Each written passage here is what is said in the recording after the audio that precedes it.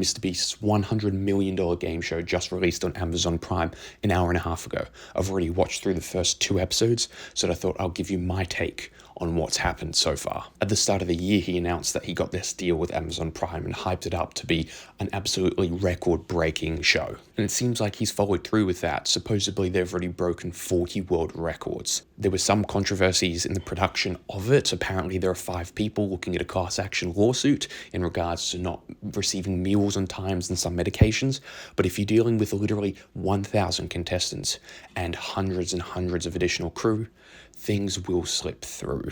So while it's not ideal, it doesn't seem that crippling of an issue for the show going ahead. First up, it will be very familiar to those who have already watched many of Jimmy's game shows before, but it does include some notable differences there, which I actually really love. For one, they haven't done another one of the Squid Game games. Like, come on, he's overdone that and he probably knows that. So thankfully, he's changed it up a bit. When I first started going to that first episode, I didn't really like it. It felt too loud. It felt like there was too much. It's like, I get it. There's just too much noise going on. But in the second half of that first episode, it really flowed into it, really took its time, allowed the stories to breathe and see a little bit of humanity come through. They had a section that was literally like a 10-minute build-up where there was effectively no audio except for little muffles from some of the contestants there and a ticking clock in the background.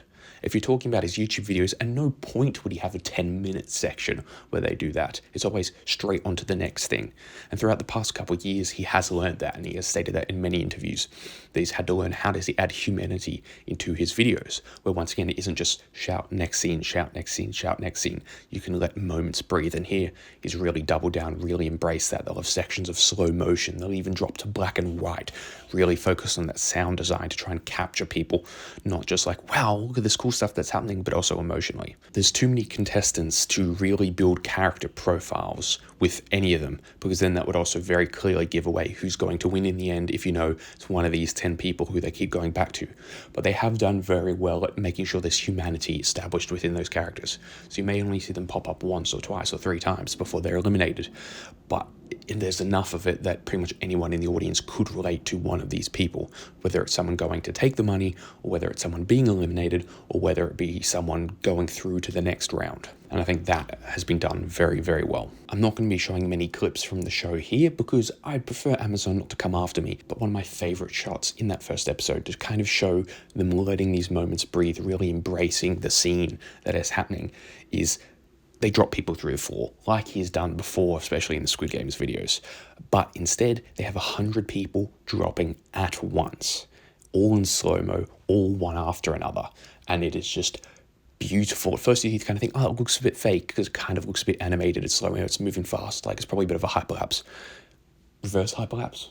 I don't know, either way. But then they actually show it for real, and you're like, oh, they really did just drop 100 people through the floor. And I've never seen something like this before. If you're still here, please down in the comments let me know, what is your favourite MrBeast video or least favourite? I'd love to hear all your different perspectives, what you liked about them, what you didn't like about them, and on to the rest of the video. It feels like all the editing that's gone into this is like if game shows still had money. So many of these reality shows have had less and less budgets throughout the years, more and more budget cuts, and they've had to do more and more with less crew and less time. But it seems like here they've just been let to run wild.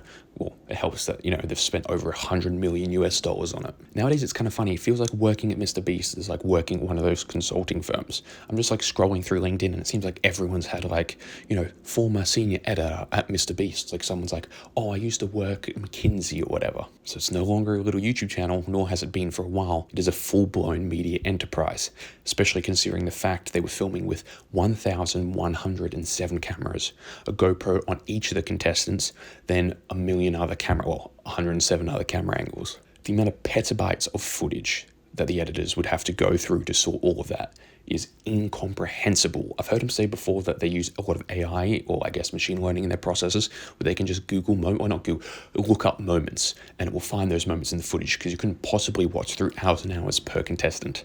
So I'd love to see those behind the scenes on exactly how they do that, because that would be fascinating. Additionally, I guess because there is so much money on the line and they don't want to get lawsuits after the fact for making mistakes, they have a constant review team behind the scenes looking at every decision that is being made, making sure that they are all accurate, which did end up happening a couple of times in the first episode and the second episode, where they had to go back and verify which contestants were in and which ones were out. But to also, once again, have that many people looking through that much footage, the logistics of this show is just unheard of. But even in those moments there, when they had moments to breathe, they allowed humanity to slip through, whether it be celebrations of people making it through, or whether it be crying of people not making it, or even the fear build up as they know they're going to be dropped through the floor. Trying to see the full spectrum of the human experience. And they flow through the different challenges very smoothly, where they have one challenge that kind of induces a bit of fear because they're like, it didn't go the way we wanted to go, we didn't know whether we were going to get out, and they do the next one, which then brings in the happiness or sadness. So it's not constantly in one direction. They give a nice bit of variance there, and it creates that emotional roller coaster that's much needed within any sort of narrative. What it's really good at, and what you see so terribly done, is so many shows, so many of those reality shows, or even shows that don't seem like reality shows, like the Got Talents and The Voices and all those, so much is fake within them. They manufacture so many scenes because they need a certain amount per episode so they can play trailers for the next one. And it's annoying. But here, in the way that he's framed challenges, you're creating real drama. You're not having to fake moments because you are forcing moments upon these people.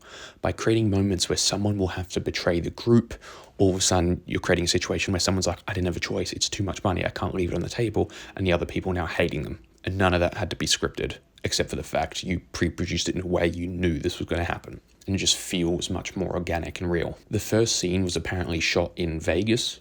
My assumption is it's just easier to get 1,000 people there. But then the second episode, and I'm sure the rest of the series, was apparently shot in Toronto, where they spent $14 million to build out a mini city. My guess is the same reason why everyone has moved to either Canada or Australia, because we're offering a million different tax breaks for these organizations, and it's just cheaper to film. The US is full. There's no possibility that you could film something like this in LA without it costing an absurd amount in just logistics.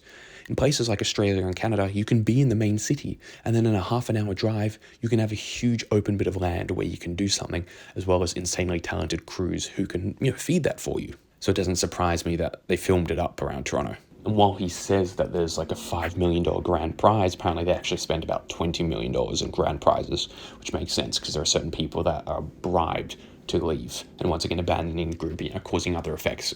That's what you need to watch the show for. It was smart to release the first 2 episodes in one go, and I believe he's letting YouTubers and streamers stream the first episode to really try and advertise it, put it out there, get hype for it, and get people hooked in before it becomes like a weekly release schedule, because they try and keep people coming back every single week. That's a tough ask because things pop up, and if it's like a 10 episode series to have everyone coming back for, what would it be, 9 weeks? That's a lot.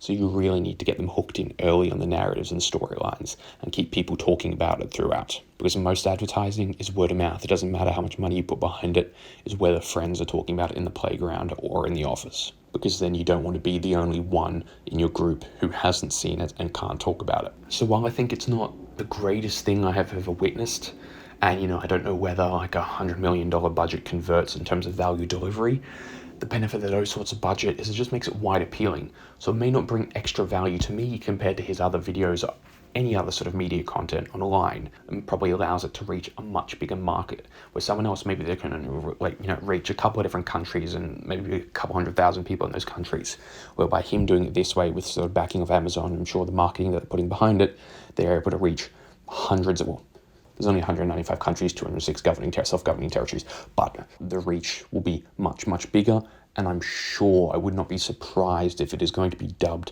into different languages as well to expand that even further. So what does that leave you with? If you want to watch it, cool, you may enjoy it. It's not bad. If you don't want to watch it, no worries. I don't care. Amazon's not paying me. Come on, guys, fess up. But I just think it is really cool how far the creator industry has come over the past couple of years, and see so much backing behind these creative minds and making leaps and bounds that the media industry has yet to have ever seen. If you want to know why I haven't actually discussed a lot of the MrBeast scandals and controversies that have come up, here's the perfect video explaining all of that right here. And I shall see you in the next one.